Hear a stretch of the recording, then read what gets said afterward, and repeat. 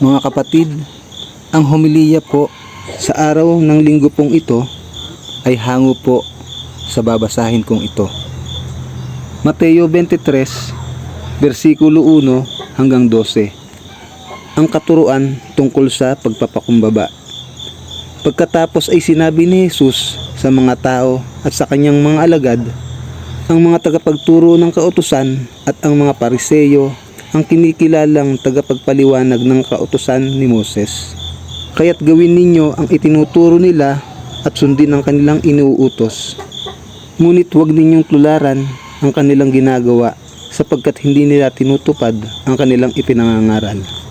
Pinagpapasan nila ng mabibigat na dalahin ang mga tao.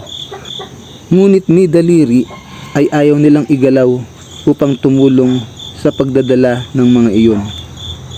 Pawang pakitan tao ang kanilang mga gawa, nilalaparan nila ang mga lalagyan ng talata sa kanilang noo at braso, at hinahabaan ang palawit sa laylayan ng kanilang mga damit. Ang nais nila ay ang mga upo ang pandangal sa mga handaan at ang mga tanging upuan sa sinagoga.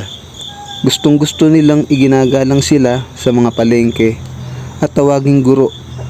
Ngunit kayo, huwag kayong patawag na guro, sapagkat iisa ang inyong guro at kayong lahat ay magkakapatid. Huwag ninyong tawaging ama ang sino mang tao sa lupa, sapagkat iisa ang inyong ama, ang ama na nasa langit. Huwag kayong patawag na tagapagturo, sapagkat iisa ang inyong tagapagturo, ang Kristo. Ang pinakadakila sa inyo ay magiging lingkod ninyo. Ang nagmamataas ay ibababa at ang nagpapakumbaba ay itataas. Ang mabuting balita ng Panginoon.